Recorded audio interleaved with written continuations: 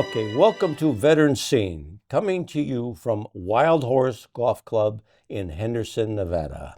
I'm your host, Leonardo Lenny Len. 3 names, 1 grunt on the ground in this segment of Now and Then's featured special titled Gold Star Spouses. Today, we're honoring the lives and legacies of Gold Star spouses, individuals whose loved ones gave their love, service, and sacrificed their life in service to our country. This conversation is about remembrance, resilience, and honoring a legacy of a hero that continues to live on and the strength behind it. We now welcome Gold Star spouse Ada. Hello, Ada. Hello. Please feel free to share only what you're comfortable with. Yes. Okay, Ada? And firstly, can you start by telling us a little bit about your spouse, who they were, their personality, and what made them special to you?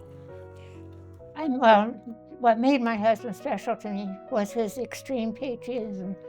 I met my husband when I was 16 years old, and he was 20 on leave from Korea. He volunteered for Korea at 17 years old. He was a paratrooper. Later on, that patriotism kept him going, and he became a career military person. What did their service mean to you, and how did it shape your life together? My husband's service meant to me that we became very aware of how fortunate we are to live in the United States, and that there are people that will volunteer. My husband volunteered not only for Korea, but for Vietnam, and that was his life. I taught my children, and I kept the legacy myself of patriotism, pride, and resilience. If you're comfortable, can you talk about the moment you learned of their loss and what those first days were like to you? Yes. I am what is called a knock-at-the-door widow. That means that your life is interrupted by that knock on the door. I was washing dishes. It just happened to be my day off from work. I was washing dishes. A big gray car drove into my driveway. A military man came out and told me that my husband had died. What was very confusing to me was that he told me that he died on the previous day. That was because of the time frame difference between America and Vietnam. So I was sure he didn't die. I just thought he was sick and that I would go to get him. But that was the beginning of my journey and my resilience. And at that moment, I knew I could either be an oh, poor me person, or I could have backbone. And I chose backbone at that moment. That's your strength. What helped you most in the early stages of grief, and what support did you lean on? I truly had no support. I lived in a very small town. In Oregon, Vietnam was not popular, so I kept my head down, kept my backbone straight, did not miss a day of work, did not cry, did not talk about what had happened, and I raised my children to do the same. And that appears to be what your journey was like. Were there moments of unexpected strengths and grace? I'm going to say not really. I think what formed me was those first moments that he died, and realizing that at that moment I was the sole person to guide my children, to guide my life, to put a roof over our heads, to make for food.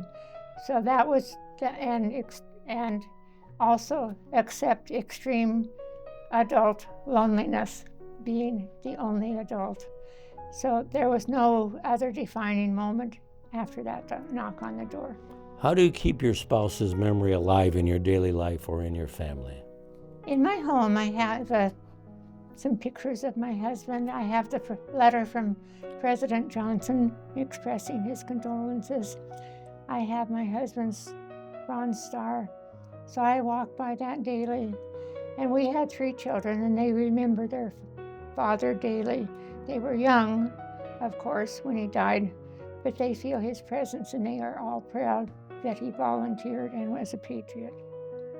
Excellent. What do you wish more people understood about Gold Star families and the love you hold for those you've lost? I think they would, over the many, many years I've been a widow, just that maybe we actually, the members of the family, the spouse, the children, actually want to be able to talk about that death or mention their husband or their father, and not have people look away. Maybe have someone say appreciation or we understand, but not just ignore us and accept the fact that we spend many lonesome hours. As we close, Ada, if you could share one message with your spouse today, what would that be? Oh dear, I would say, I love you, always love you, always proud of your patriotism, and darn it, I thought we were going to grow old together, and now you're not there with me, but I miss you each and every day. I understand.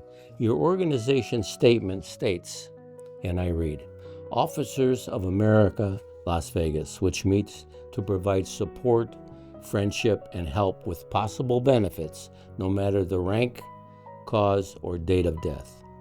You also provide information to veterans and their families about possible benefits and preparation.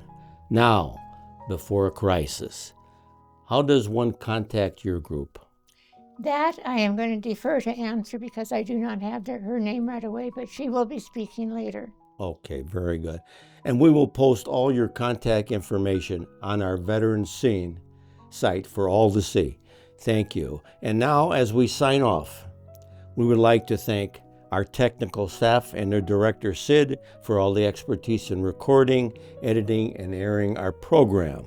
A special big thank you to you, Ada, for your courage and sharing your story with us. Lastly, a thank you to all of the listeners.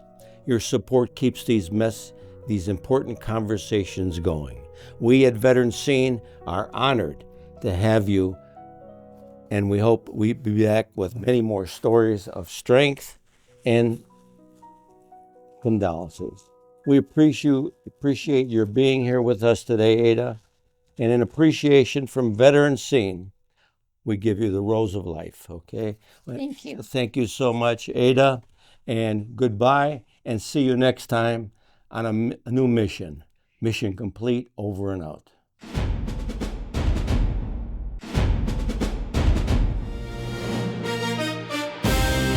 Thank you for watching Veterans Scene.